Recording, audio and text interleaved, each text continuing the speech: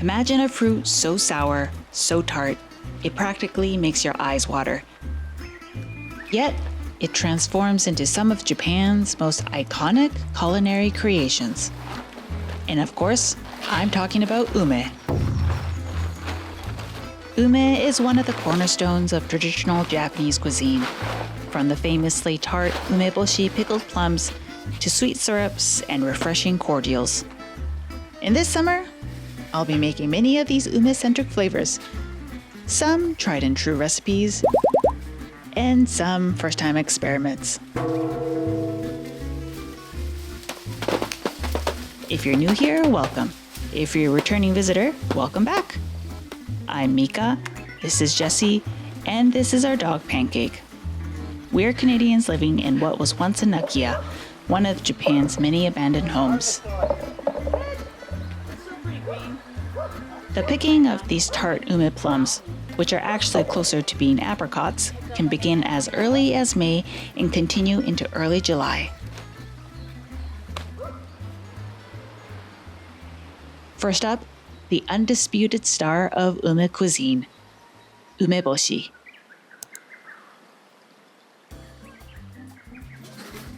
Umeboshi is perhaps the most famous ume product, intensely sour and salty pickled ume, often served on the side with plain white rice, the filling for onigiri rice balls, or incorporated into bento boxes. Like with most other ume dishes, the preparation before processing this fruit is almost the same.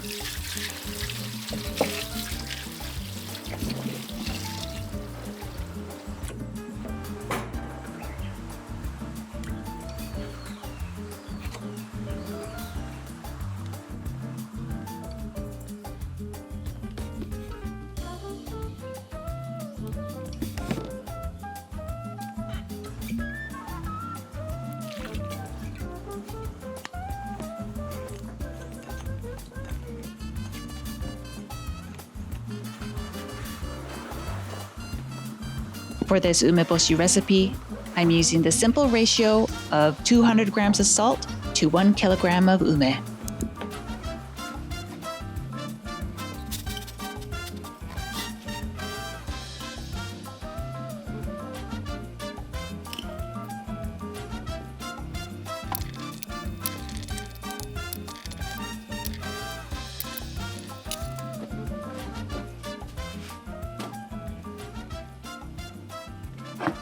With a midsummer heat and a tree loaded with ume, it took me a couple of days to pick them all, especially from a tree in such a precarious location.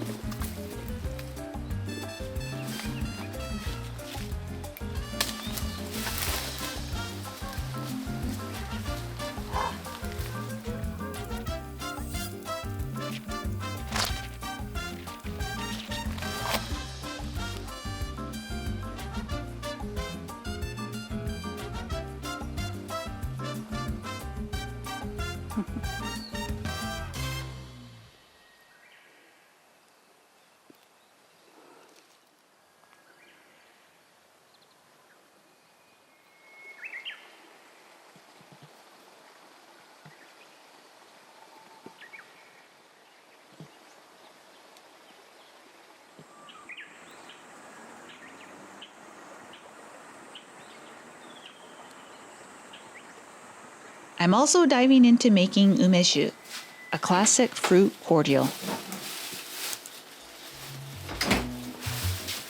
Often called plum wine, Umeshu is a sweet and tangy liqueur made by steeping green ume in rock sugar and a neutral distilled spirit used for infusing with fruit flavors. Since I have a good stock of Umeshu from 2 years ago, I decided to change things up a bit by using a plum variety called Sumomo.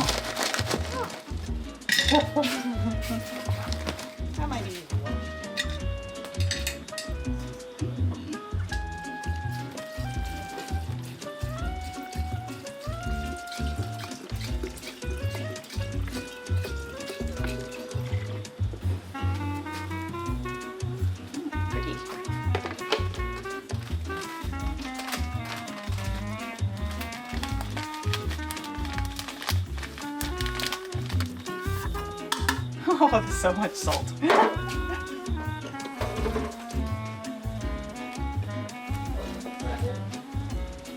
I'm also making Ume Syrup. This will be my first time making Ume Syrup.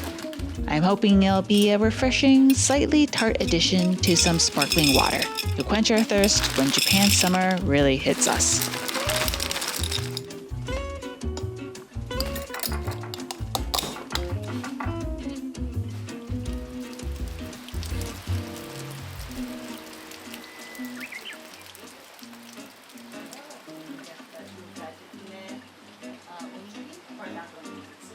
And for all that leftover ume, it's a waste not, want not scenario with Ume Jam.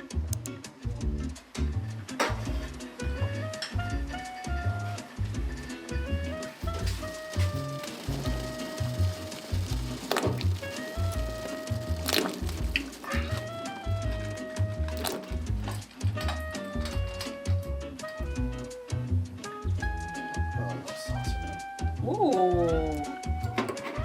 Try a little bit. Oh, not bitter, but they're sour as all hell. Oh my god. Whoo. Oh! Oh my god, they're sour. They're so sour. Oh.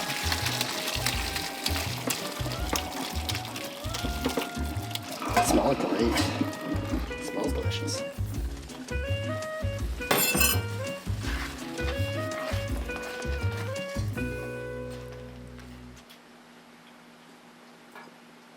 Oh, more sugar.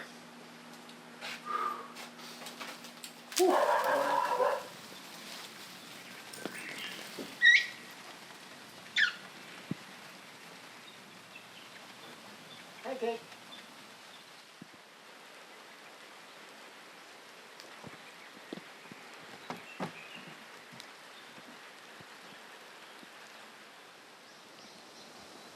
While our Ume projects are getting processed, our freshly planted garden has undergone notable changes.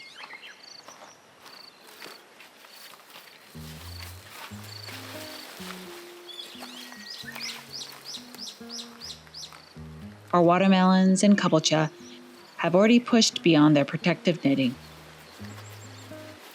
while others are just days away from bursting forth.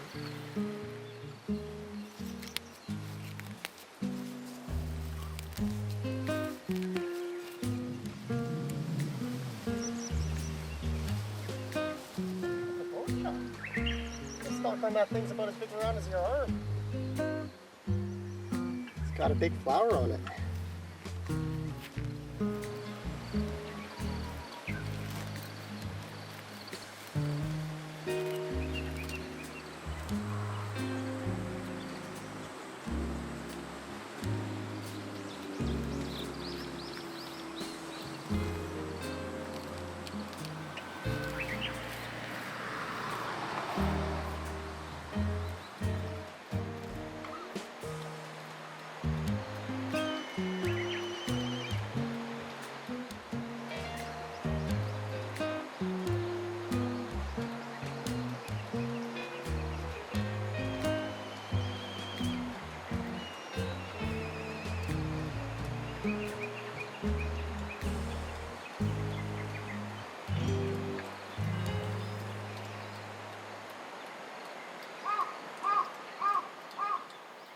Summer also brings out some familiar faces to our little corner of the countryside, including a few new visitors.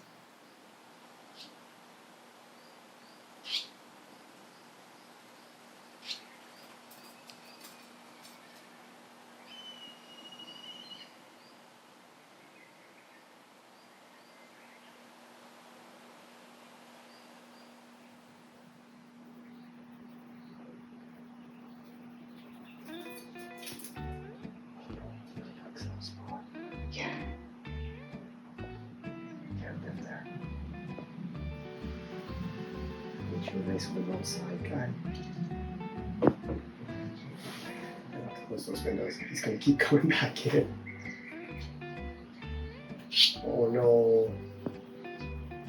You're thinking about it, aren't you?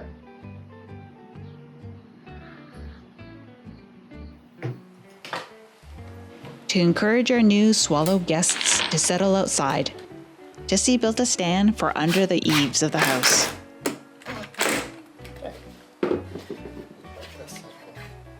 We even added an old swallow nest that had been sitting defunct in our genkang for years.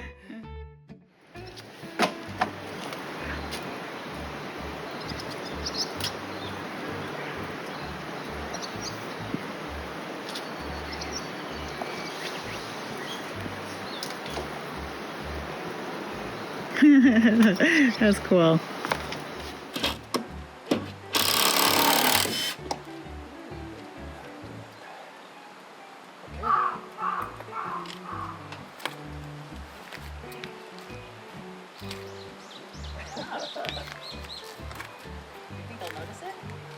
No, he's really flying around.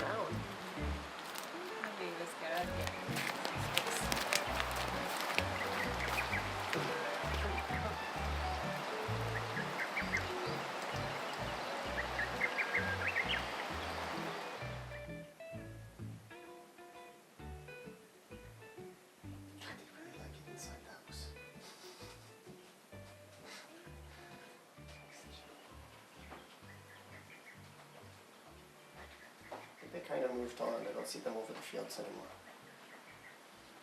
God knows they could be back so fast now.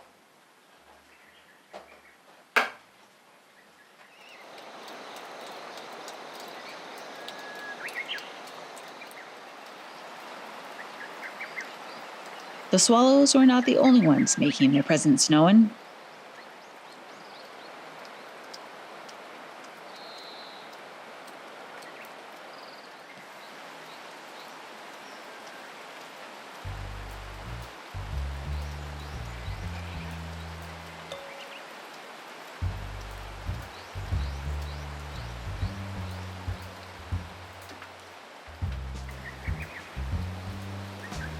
The wildlife continues to stir well into the evening, and I've been able to capture some rarely seen, at least in our home, stages of transformation unfolding right before our eyes.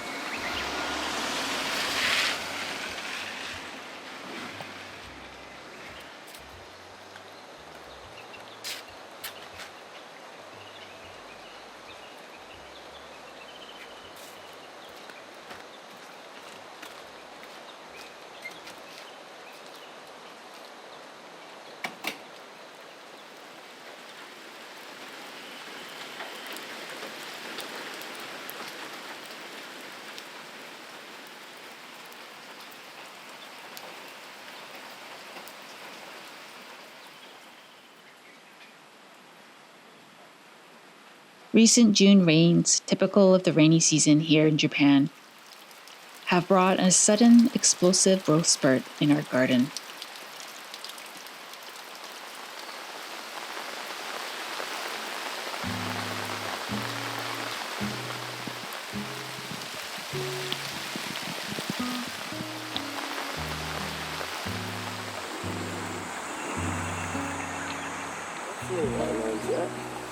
I see one of these melons though. Might want to put something under it.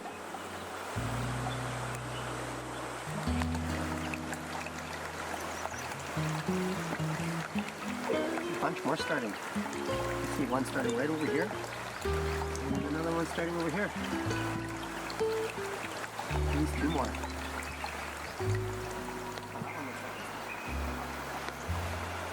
Got some okra happening. Lots of okra starting.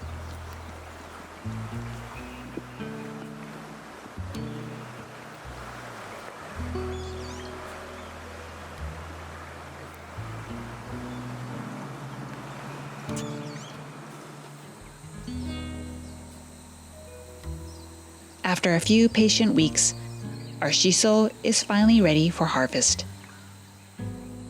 Adding this fragrant purple herb is another important step in the umeboshi process, giving those pickled plums their characteristic vibrant color and flavor.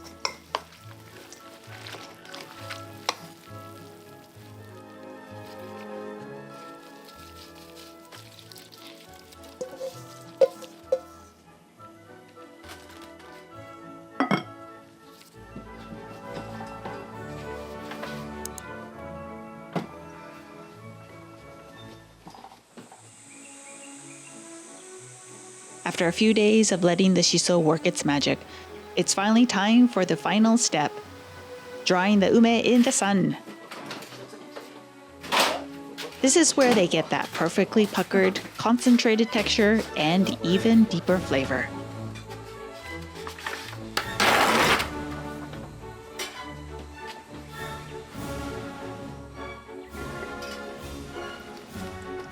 Ooh.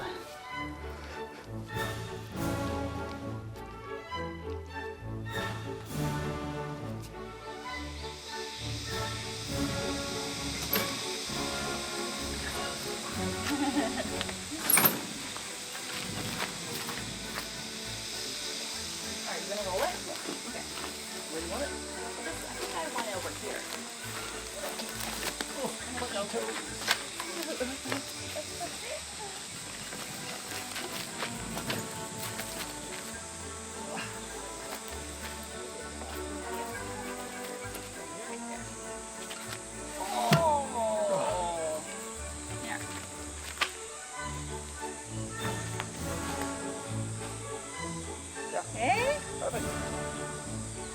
All right. Little plums.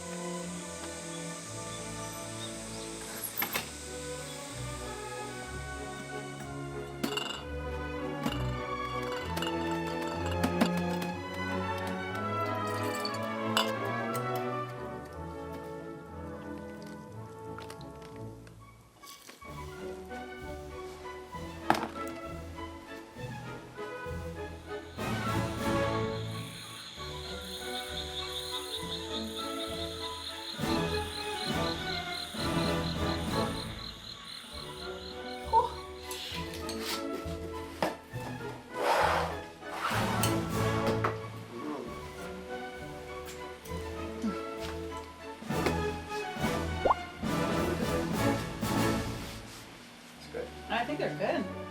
They're sour. Woo! I like the straight up dry one the best. Yeah. It's a little intensified when it's dry. Yeah. Nice. Well, that was a success. Do you have any interesting recipes I should try with Umeboshi? What new foods are you going to try this summer? As always, a huge thank you to our amazing subscribers and everyone who has already hit that like button. If you'd like to see an extended, voiceover-free version of this video, you can find it and other videos like it on my Patreon. We'll see you next time. Bye! Oh, great. Hi. Is it on? It doesn't taste like Umeboshi, but I kind of like it.